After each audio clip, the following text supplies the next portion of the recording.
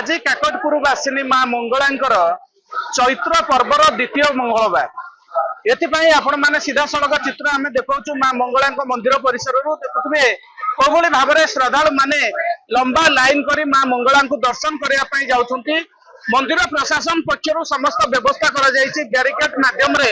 भक्त मान मंदिर भीतर को छड़ा जाउची। आज दिन में माँ मंगला महालक्ष्मी वेश भक्त मान दर्शन दौता बेले किभली रही माँ नीतिकांति आम सहित जड़े मंगला सेवायत रही मानस लाइन रही। आज्ञा कौन कहे आज द्वितीय पाली मंगलवार में कौन रही माँ सेवा नीति एवं किभली भाव में भक्त मान दर्शन कर महामायार आज महायात्रा चली भगवती माँ मंगला मान आज द्वितीय पाली यात्रा चली। प्रथम पाली में माँ नेतोत्सव रीति होता आज द्वितीय पाली में बहुत श्रद्धा मैंने पिला मंगल माँ पाखे गुआ नड़िया बसई पंथी पूजा करते हुड़हुड़ी माँ मंदिर प्रकम्पित होता। माँ सकाल पर भक्त मैंने श्रृंखला सह गाड़ी जा दर्शन करते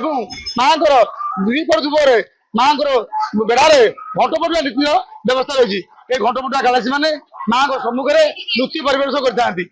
माँ द्विपर धूप संपन्न होता है बंड धूप संपन्न पर माँ पौड़ कराए सामूहिक पौड़ पर माँ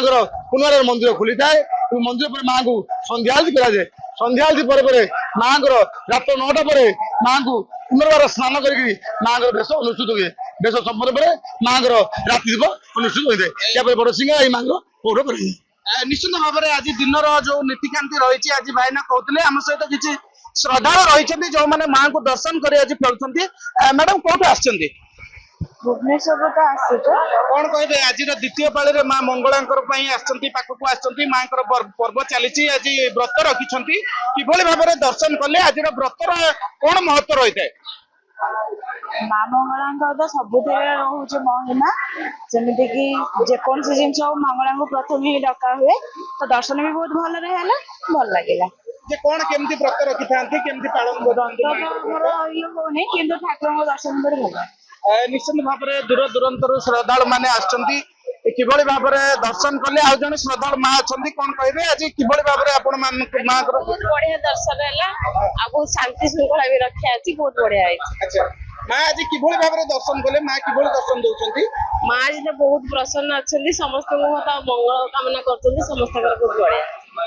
निश्चित भाव में जो भाव में कहते श्रद्धालु मैंने कहते आज लंबा लाइन में जाई माँ को दर्शन कर दर्शन कर आज फेरी माँ को दर्शन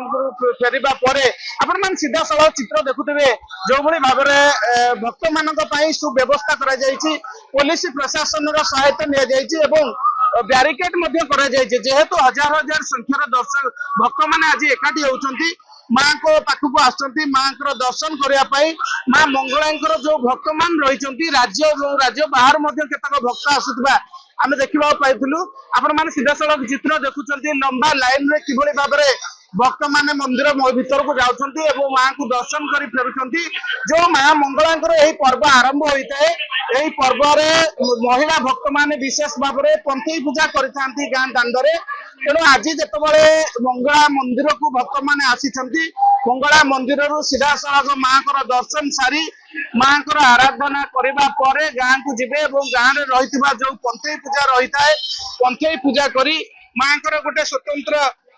पूजा अर्चना कर विधि रही आम सहित किसी श्रद्धालु अच्छा आज्ञा कौन कहे माँ को आज दर्शन कले माँ को जो विधि रही व्रत रही कि पालन करती नहीं जय माँ मंगला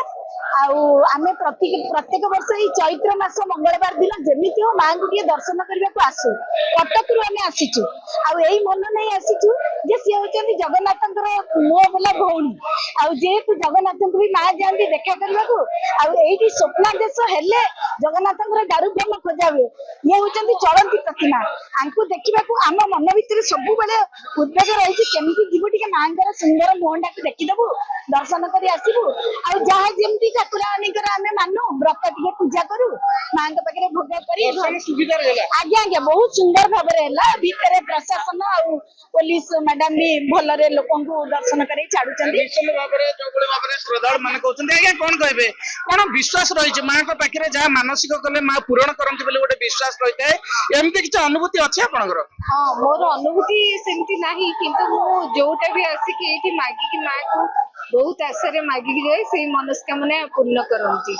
ସେଥିପାଇଁ ଆମେ ପ୍ରତିବର୍ଷ ଯେତେ ଭିଡ଼ ହଉ ଯେତେ ଅସୁବିଧା ହଉ ଆସିକି ଏଠି ମୁଣ୍ଡିଆ ମାରି ଠାକୁରଙ୍କୁ ପୁଣି ମାନସିକ କରିକି ଘରକୁ ଫେରୁ। ନିଶ୍ଚିତ ଭାବରେ ଯାହା ଯୋଉଭଳି ଭାବରେ ଭକ୍ତମାନେ ସେମାନଙ୍କର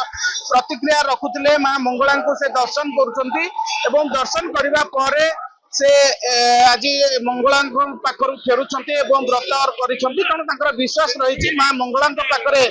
ଯାହା ମାନସିକ କରାଯାଏ ମା ତାହା ଅଚିରେ ପୂରଣ କରିଥାଏ। ଏହି ବିଶ୍ୱାସ ଆଉ ଭକ୍ତିକୁ ନେଇ ରାଜ୍ୟର ବିଭିନ୍ନ ସ୍ଥାନରୁ ଭକ୍ତମାନେ ଧାଇଁ ଆସିଛନ୍ତି କାକଟପୁରର ମା ମଙ୍ଗଳାଙ୍କ ପୀଠ। କାକଟପୁର ମା ମଙ୍ଗଳା ମନ୍ଦିର ପରିସରରୁ ଲୋକନାଥ ସ୍ୱାଇଁ।